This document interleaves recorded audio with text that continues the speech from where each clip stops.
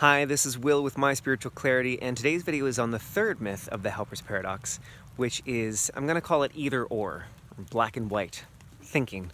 So the Helper's Paradox, as a reminder, states that the more a person needs to help, the less able they are to help.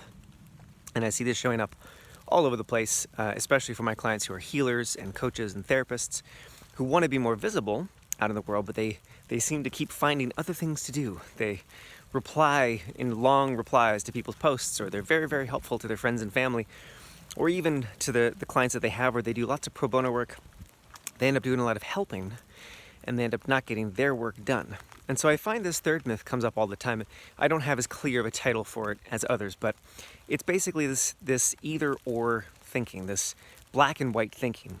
So it shows up when it'll be in a session and I'll say something like, I'm noticing this trend where you're always putting other people first or other people's needs first before your own. That would tell me that you're probably stuck in the Helper's Paradox. And usually there's an awareness, usually there's a recognition rather of, oh yeah, yep, I totally do that, that's me. But sometimes there's a bit of defensiveness, understandably, because it could seem like I'm saying your kids are not important, or that charity that you support is not important, or that you should never do pro bono work with clients. Everything has to be paid work and there's no space for pro bono. I'm not saying any of those things, but it could seem like I'm saying those things, understandably, because we've had so many black or white people in our lives. We've had so many well-meaning teachers or coaches or business leaders, teachers from the past in school maybe, or our parents even might have been very black and white, all or nothing. I was very all or nothing for a huge chunk of my life, and it had me trapped in the Helper's Paradox. I thought, and I used to say this to people all the time back in high school when I first fell into the trap of the Helper's Paradox. I would say, well, I can either go and build houses in third world countries, which is what I should do, it's the right thing to do, or I can go be an actor, which is what I want to do, but that would be selfish, or that won't make a big enough of a difference. So that was my version of this black or white when it comes to the third myth of the Helper's Paradox, this all or nothing thing. And this also comes under the umbrella of balance. How do you, because this is the other main question that I get, how do you balance the needs of others with your own needs? How do you balance family needs with client needs, with your own personal needs? And this is something that people who are stuck in the Helper's Paradox struggle with in a unique fashion, because it's not just about time management. It is, but it's not just about that. And it's not just about boundaries. It is, but it's not just that. And it's not something that a hack is going to fix. It's not something that, managing your schedule better is going to fix. It's a deeper emotional or energetic thing that needs to be addressed. Hope you can hear that little mini waterfall in the background. Maybe if you can see it. There we go. It's a snowy, rainy day here. Almost Christmas. Looks like a white Christmas, huh? Anyway, balance. So all of those things are helpful. I do find as I manage my schedule better, I manage my time better, all those things get better. But what really made the difference was beginning to address the beliefs that I had, the reactions I had to energetic patterns from others or from myself. So let me give you an example of that, which I hope will help you get to better balance, balancing your needs with others, with your business, with your clients. So the belief that you have, sorry, I gotta preface this. In case this is your first video with me, this is belief clearing. This is my way of doing belief clearing that I learned from my teachers and that I tweak sometimes. So I'm gonna ask you to clear a belief and to destroy it at the point of creation. And you can either say yes or no, and that's up to you if you want it to clear or not.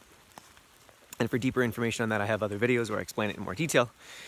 But yeah, back to the belief clearing. So the belief that you need to help this person, would you be willing to destroy that at the point of creation?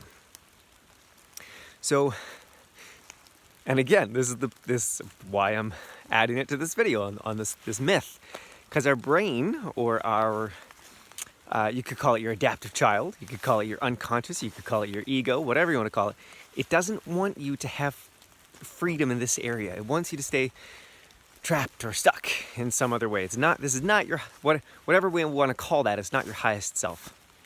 So as soon as I say, the belief that your kids, let's go to the deepest one, the belief that your kids need you, would you be willing to destroy that? Ow, whew, at the point of creation? There's some understandable reactions that might come up around, who the hell does this guy think he is? He clearly doesn't have kids. I do. Well, I have one kid, not kids with an S. What an irresponsible thing to say. Then I would just abandon my child, or potentially you were neglected as a child, or you've got history around that as well. So there's a lot of understandable emotional reactions that could come up. All of those are healthy and good. I'm not asking you to become a robot and not have emotions or not take your responsibilities seriously. That's not what I'm saying. What I'm suggesting with this clearing is that you could have more freedom and lightness and ease around those responsibilities. And that when you do hold them more lightly, when you have more freedom, you will find that you are of much greater service than you could ever be before. So the belief, pick a person in your mind, if it's easier to start with a client, that's great. So the belief that that client needs you, would you be willing to destroy that at the point of creation? Ooh. There's a lot of energy on this. So you could run that clearing as often as you want to, until there's no more energetic or emotional charge on it. I hope that's helpful. Please let me know in the comments below that as we explore these myths of the Helper's Paradox, if it helps you feel more light, more ease, to step out of obligation and into more joy. And of course, please do like this video, subscribe down below, and leave me a comment. I'd love to hear your thoughts on what you're thinking and how this is resonating or not resonating. And have an amazing day. See you soon.